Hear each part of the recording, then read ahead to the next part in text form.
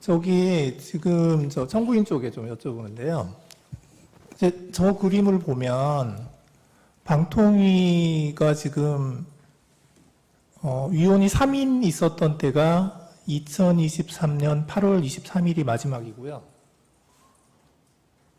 이제 그 8월 23일부터 해서 계속 한 명, 두 명입니다. 지금 이제 최민희 의원을 임명하지 않은 이제 그 문제가 2023년에 있었죠. 예, 그래서 2023년에 저 국회 쪽에서 추천해야 되는 3명이 뭐 공석이었던 거는 뭐 그럴 수도 있었다. 일단 국회에서 뭐 일은 했으니까. 그런데 이제 21대 국회 구성이 되고 2024년에 들어서도 계속해서 지금 국회 쪽 3명은 공석이란 말이에요. 좀 최민희 의원의 문제가 있었다 하더라도 좀 지나친 거 아닌가. 이제 국회가 국회의 임무를 제대로 했나 하는 그런 좀 의문이 들고요. 이제 그래서 이제 그러면 이 방통위원회가 이제 이 국가기관인데 그러면 지금 2023년 8월 23일부터 지금까지 방통위원회가 회의체로서 기능하는 그 기능은 하지 말았어야 된다. 하지 말라는 게 국회의 뜻인가요? 지금 그 표에 보시는 대로 그거는 맞는 것 같습니다. 근데 이제 국회 입장에서는 그 대통령이 최민희 의원을 임명하지 않기 때문에 왜 대통령이 임명하지 않았는지, 임명하지 않은 이유가 뭔지, 임명과 관련해서 국회에 어떤 협조를 했는지를 대통령이 먼저 밝히는 게 순서가 아닌가. 제가 지금 묻는 거는 네. 그 최민희 의원 그거를 얘기하는 게 아니고요. 맞습니다. 국회 쪽에서 네. 지금 이제 최민희 의원이 사퇴한 2023년 11월 이후에는 그 3명 국회목 3명을 추천할 수 있는 상태가 됐잖아요. 그런데 그게 지금 2023년 11월이고 지금이 2024년 11월입니다. 1년이 됐어요. 그런데 국회에 추천을 안 하시잖아요. 그러면 그 1년 동안 방통위는 일을 하지 않아야 된다는 건가요? 지금 그래서 국회 입장에서는 우선 최민희 의원을 임명하지 않는 대통령실의 이유나 이런 걸 들어야 될까? 먼저 그 부분에 대해서 대통령실에서 이야기를 해야 될 것 같고요. 그 다음에 8월쯤에 민주당에서 추천을 하겠다라고 했는데 국힘 과반위 간사는 이 헌재 결정이 끝난 다음에 3명을 같이 추천하자. 또 그런 식으로 이야기를 해가지고 지금 추천이 보류됐다. 그 타임라인은 지금 현재 그런 상황이다. 그런 걸 말씀드립니다. 예, 그건 이제 국회 내부적인 이야기이고요. 네. 그럼 이 방통위원회는 국가기관이거든요. 그럼 이 국가기관은 저렇게 1년 넘게 기능을 안 해도 되는 겁니까? 국회에서 그걸 바라고 있는 건가요? 제가 좀 말씀드려도 되겠습니까? 네. 최민희 방통위원을 굳이 임명 안 하고 시간을 끌고 결국 사퇴하게 만든 책임은 윤석열 대통령한테 있는 거 아닙니까? 임명하지 않을 이유가 없어요. 근데 임명을 하지 않았습니다. 그러면 당의 문제가 아니라 국회로 책임으로 치환해서 말씀드리면 국회에서 예를 들어서 추천한다고 쳐요. 그러면 윤석열 대통령이 국민의힘이 추천한 인사만 임명하고 민주당이 추천한 인사는 임명하지 않고 이럴 가능성도 배제할 수 없는 거 아닙니까? 그러면 국회에서 내부적으로 그걸 토론할 수도 있는 문제이죠. 그러다가 시간이 흘러갈 수도 있는 문제죠. 직접적인 비유가는 안 되겠지만 헌재 재판관도 그래서 지금 지연되고 있는 것으로 제가 알고 있습니다.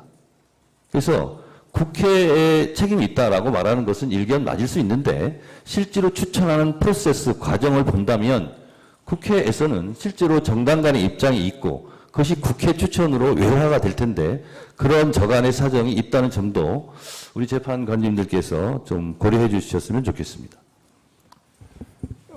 헌법재판소 말씀을 하셨는데 지금 헌법재판소가 지금 10월 17일에 재판관 3명이 퇴임을 하고 오늘이 언제예요? 오늘이 지금 11월 12일이니까 거의 한 달째 지금 그 재판관이 전체가 모여서 바깥으로 내보내는 결정을 못 하고 있단 말이에요.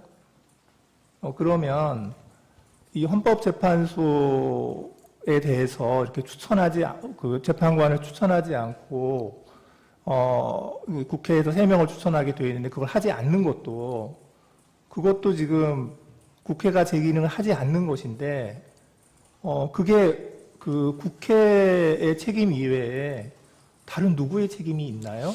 그러니까요. 그런데 네. 그러면 이제 국회의 뜻은 헌법재판소는 일을 하지 말라는 건가요? 제가 말씀드려도 되겠습니까? 예. 헌법재판관 문제는 이런 것 같습니다. 국회에서 법으로 다 규정하면 좋겠지만 그렇지 못한 관례라는 게 있습니다. 그래서 지금처럼 1당과 2당이 현격하게 차이가 나는 경우는 실제로 다수당이 2명을 추천해야 된다. 3명을 추천해야 된다. 아니다. 비슷하게 추천해야 된다. 이런 논쟁이 있는 겁니다. 그래서 그 논쟁이 있는 국회에서는 나름대로 고충이 있는 것이고요. 그냥 그 과정을 생략하고 국회 책임이다. 맞죠? 국회 책임일 수 있습니다. 그러나 국회의 지금까지 추천 과정의 경로를 보면 그런 저간의 사정이 있다라는 말씀을 드리고 실제로 현격하게 차이가 나서 다수당이 다 추천한 경우도 있었다라고 지금 제가 알고 있거든요. 마찬가지로 방통위원 같은 경우도 아까 말씀드린 것이 반복입니다만 여야의 시점이 달라서 추천한 주체가 누구냐 하는 부분으로 국회에서 끊임없이 논쟁할 수 있는 것이고요. 그건 그 이후의 문제인데 계속 제가 주장합니다만 최민희 의원을 윤석열 대통령이 임명했다면 지금 같은 사태가 시작되지는 않았다라고 저는 주장합니다. 그러니까 이제 제가 이제 마지막으로 한 가지만 더 말씀을 드리면 지금 이제 그 국회는 이제 그 국가기관으로서의 그 헌법과 법률에 따라서 국회의 임무를 하셔야 되거든요. 지금 말씀하시는 거는 국회 내부에서의 이제 이렇게 하는 게 옳다, 저렇게 하는 게 옳다 하고 이제 그 내부에서 그 논의를 할 때 하실 수 있는 말씀이지만 지금 소추 의원께서는 국회의 대표시거든요. 국회에서 지금 이 탄핵 소추를 했고, 그래서 우리 국회는 국가기관으로서 지금 이렇게 기능을 하고 있고 이렇게 역할을 했다. 그래서 국회를 대표해서 하시는 말씀을 하셔야 되는 거여서 제가 지금 여쭤보는 게, 그러니까 이제 국회 그 내부에서의 그렇게 막 논쟁하고 어떤 이런 것들이 그런 사정이 있다면 그러면 방송통신위원회나 헌법재판소나 이런 국가기관들은 이제 구성을 안 해주면 그냥 구성해줄 때까지 역할을 하지 말고 그냥 기다리는 게 옳냐. 그렇게 하라는 게 국회 대표시니까 국회의 뜻이냐. 그걸 여쭤보는 겁니다. 자, 제가 말씀드려도 되겠습니까? 다시 한번 강조해서 마지막으로 드리자면 국회도 국가기관이고 대통령도 국가기관이지 않습니까? 처음에 이 문제를 발생시킨 국가기관이 어디죠? 대통령 아닙니까? 대통령이 최민희 방통위원을 임명을 했다면 그 사후에 지금 벌어지는 문제는 발생하지 않았을 것입니다.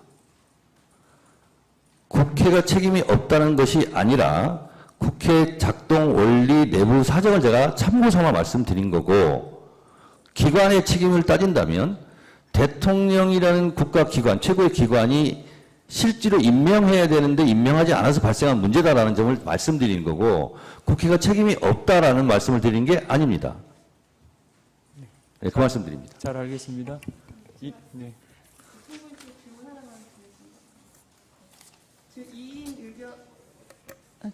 했어요. 아니. 네.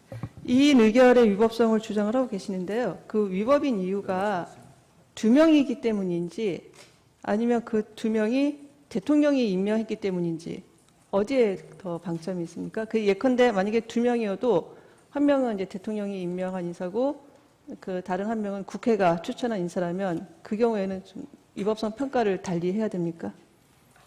저희 주장은 2명이 의결한 것 자체가 위법이고요. 그 2명이 뭐 대통령이 지명한 사람이냐 국회가 선출한 사람이냐에 관계없이 2명이 의결한 것이 위법하다라는 입장이고요.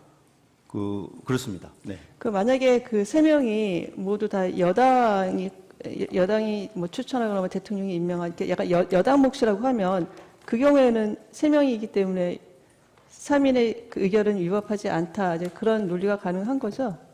지금 만약에 여당만으로 그러니까 여당이 1명 추천을 해서 대통령 지명목 2사람과 해서 3명이 의결을 한다면 사실은 그 역시 정치적 다양성을 구성에 반영하기 위한 입법 목적에는 어긋나는 것이다. 저희는 그렇게 생각을 하고 있고요. 이 사건에서는 이 의결 자체가 위법이지만 대통령이 지명목 2명이 하기 때문에 위법이 더 가중됐다라는 취지의 주장입니다. 그럼 숫자가 문제인 게 아니라 구성이 어떻게 되느냐 그게 문제라는 겁니까? 그것도 이 사건에서는 특히 이 사건에서 문제가 되고 있어요. 또 한 말씀. 예, 알겠습니다.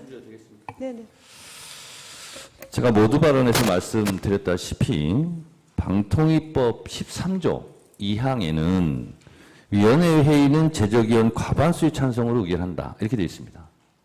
그럼 제적위원 5명의 과반수는 3인이죠. 근데 2인으로 결정했단 말이죠. 그럼 이 조항을 위반했다라고 저는 주장을 하는 것입니다.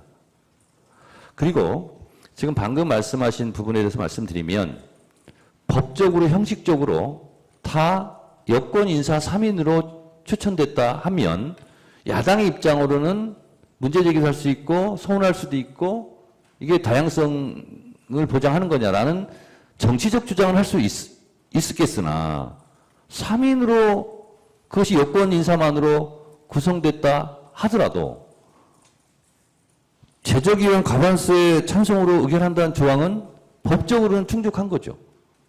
정치적으로 이런저런 주장을 할 수는 있으나 그러나 이것은 정치적 주장을 떠나서 13조 2항 제적위원 5명 과반수 의결로 찬성한다는 조항을 위반했을 뿐만 아니라 또한 이것은 합의제 행정기구라는 취지에 맞지 않게 대통령이 추천한 임명한 2명만이 구성되어 있기 때문에 더더욱 문제가 있다. 이렇게 저희는 주장하는 것입니다. 네, 네, 거기에 대해서 제가 한 말씀 드리겠습니다. 지금 법사위원장께서 제적이 5명이라고 자꾸 얘기하시는데 정원이 5명인 것이고 지금 제적은 2명입니다. 2명이니까 제적 2명 중에 과반수는 2명입니다. 이상입니다. 법제사법위원장도 법에 대한 전문가시니까 그런 의견으로 받아들이면 안 되겠습니까? 자, 한 말씀 더 드려야 되겠습니까? 제가 말씀드렸다시피 이 법을 만들 때 제가 4명 중에 1명이었습니다.